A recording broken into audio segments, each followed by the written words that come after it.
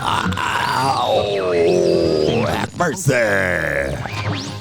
Hey, it's that friend of the friendless, your brother from the gutter, the slick one back behind the wood. Making them nice and stiff for you here on Slick Daddy's Open Bar, coming to you direct from my penthouse studios overlooking the telephone pole in South Buffalo. Yeah! And the weekend is fast approaching.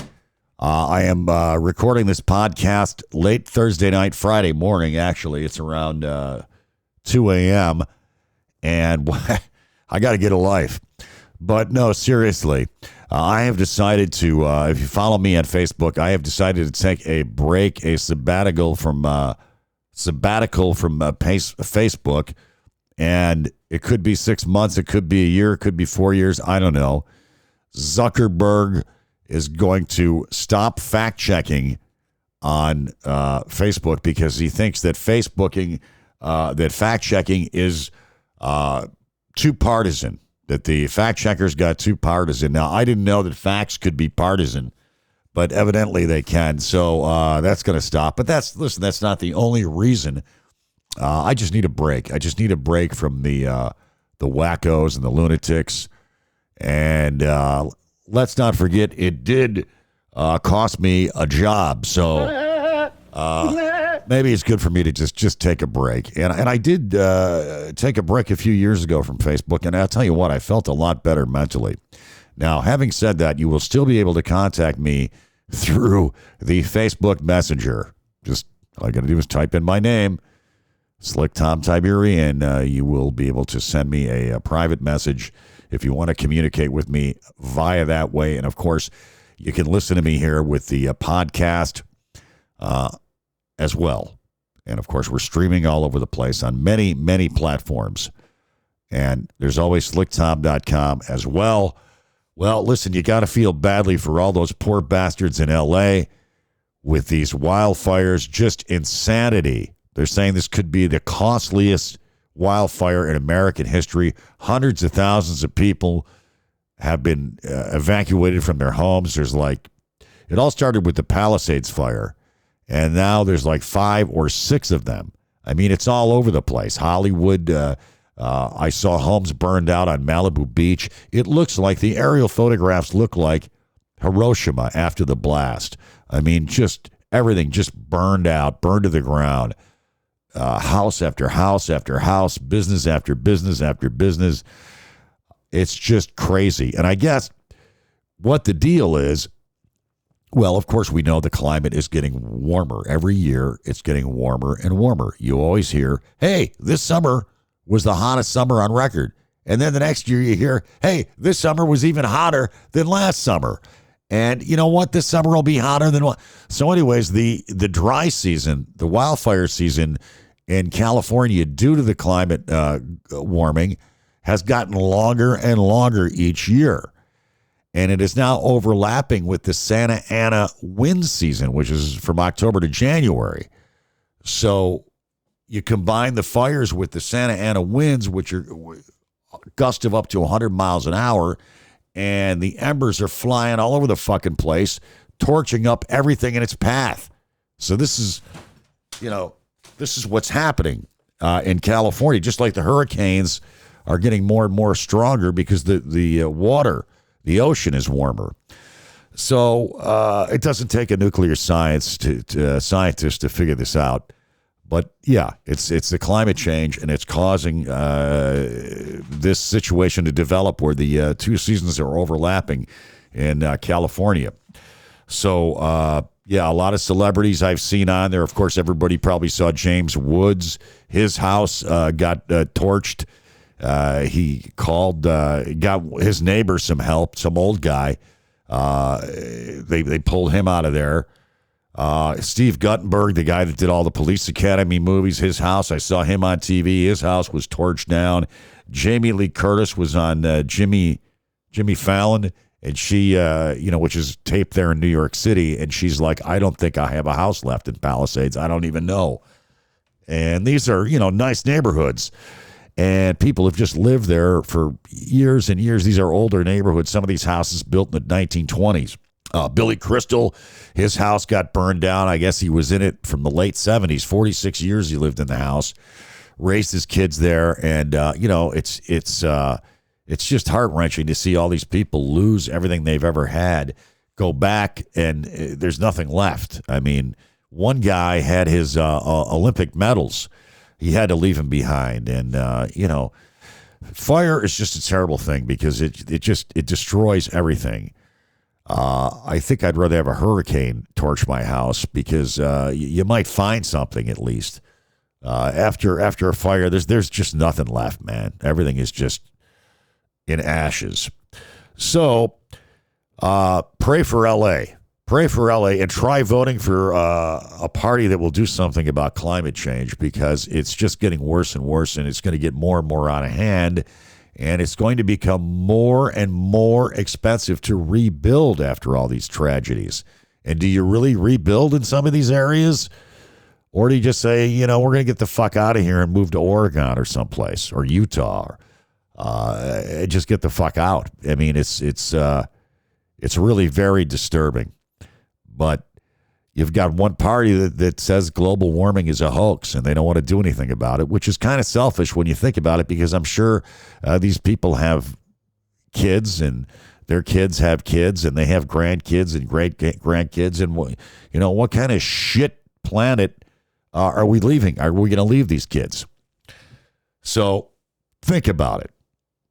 Think about it.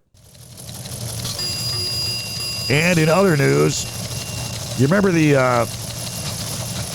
Pizzagate conspiracy about 8 years ago where it was, I don't know if it was QAnon or it was some stupid right-wing conspiracy theory, conspiracy theory number 999 that the Democrats and Hillary Clinton, I think, they were heading up a big pedophile sex ring out of the basement of a pizzeria in Washington, D.C. Now, it was a real pizzeria. And so this hayseed from North Carolina, let's hear it for the hayseeds in North Carolina, shall we? So this guy, he heads down there with a gun because he believes this shit because he's obviously a mental case. And he goes down there and he ends up popping a cap. The people inside flee when they see this lunatic come in with a gun. And I think he emptied, he shot into a closet. And then he realized, wow, there's no kids here. As a matter of fact, there's not even a basement that they're supposedly running this sex change out of this pizzeria. There's not even a basement in here. So, yeah. So, boy, did he feel stupid. So he got arrested, and he did 4 years in prison for that. So anyways, he got pulled over in North Carolina. Now, he drove from North Carolina all the way to D.C. for the Pizzagate thing because he thought he was going to save all the kids. So he's in North Carolina. He gets pulled over by the cops for there's a warrant out on him for something stupid. He didn't show up for his probation or whatever. They tell him to get out of the car. He gets out of the car with a gun, points it at the cops. They tell him to drop it. He doesn't drop it, and they waste him. But another lunatic, unlike the guy we saw in North Carolina, or not North Carolina, New Orleans a couple weeks ago, and the other nut that blew himself up, killed himself outside of the Trump Hotel. I forget where that was exactly. Was that in D.C.? I don't know, but there's sure are a lot of there's no shortage of fucking lunatics out there running the streets, is there? I mean, really. Pizzagate. Sex rings being run out of Washington, D.C. pizzerias. The Comet Pizzeria, I think they call the place. But hey, who needs fact-checking anyways, huh? All right, let's talk about something a little bit more positive. The Buffalo Bills getting it out against the Denver Broncos. Wild card weekend is here, Sunday, 1 o'clock, Highmark Stadium. Now, the last time the Bills played the Broncos, I was there for that. 1992, I had season tickets with Hags, my old program director, and I think Dan Reeves was the coach. I remember him whining after the game about, I forgot what he was complaining about. But, yeah, we beat Elway and we beat the Broncos. And now they're back once again to attempt to dethrone the Bills here at Highmark Stadium. Let me tell you, it's not going to happen. We're not going to let it happen. Now, yeah, Denver's got a pretty good defense. They've got an excellent secondary.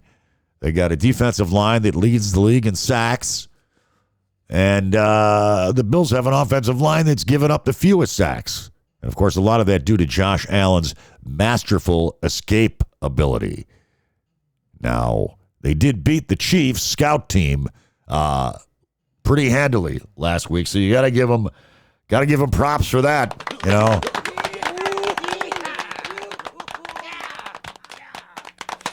But listen, this isn't the Chiefs, scout team that you're playing this week. This is the Buffalo Bills and Josh Allen. And I will say this about the Denver defense. It's a fact that they gave up 30-plus points to the Bengals and the Chargers in the 2 weeks prior to, hosing the Chiefs last weekend, the Chiefs scout team. The Bills are 9-point favorites the last time that I checked. Now, Denver plays a lot of man-to-man. They like to blitz. And our hero, Josh Allen, just happens to be ranked number 5th against the blitz, at beating the blitz. Bills offense, the only team in NFL history to score, get this, 30 touchdowns on the ground and through the air. Now, that's what I call a balanced attack. And yes, because of this awesome offense, the Bills leading the league in scoring as well. Joe Brady, our offensive coordinator, first-year offensive coordinator, well, he took over last year, early on in the season after they shit-canned what's-his-name, who's now doing such a fantastic job in Cleveland. So he is getting a lot of attention. A lot of people want to talk to him about a head coaching gig. A lot of teams reported to want to interview him. You've got the Jets, the Saints, the Bears, and the Jags all said to be warm for his form. What the hell's going on out here? Now, the Broncos do have a pretty promising young quarterback. You probably heard about him, Bo Nix. He's a rookie. He's having an awesome rookie year. I think a lot of that has to, is due to the coach there, Sean Payton, who's an excellent coach. He drafted him. That's the kid he wanted. He's got 34 touchdowns to 12 picks and a quarterback rating of 93.3. Not a lot of weapons on offense for the kid, though. He's got one wide receiver that's pretty decent. Not much of a running game at all, although their offensive line is built for running the ball. But they don't do much running. So we'll see what happens. The Bills are going to need to put some pressure on his ass. Now, he can escape and scramble around Nix, so he's dangerous in that respect. They do a lot of short screen passes and that kind of thing, so the Bills are going to have to be able to tackle, obviously. And they shouldn't play too deep a zone because I think they're going to do a lot of screen passes and whatnot. They don't have much of a mid-range, over-the-middle type of passing game. But Sean Payton will have some tricks-a-roonies up his sleeve for this game. But I still like the Bills in this matchup, and I am going to pick the Bills 31-17 in this game. The Bills defense, they're going to have to bring it against Denver. Now, they do have a good offensive line, Denver. So Oliver, he's going to have to turn it up. Somebody needs to light a fire under his ass.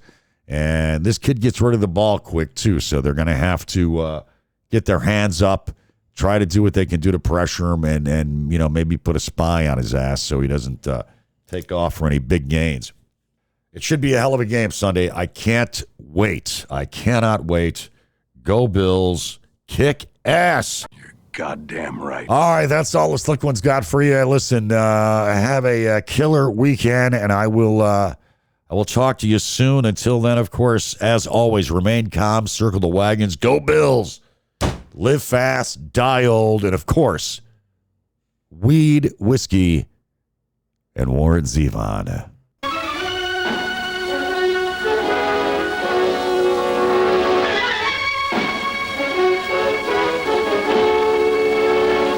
Hail to the king, baby.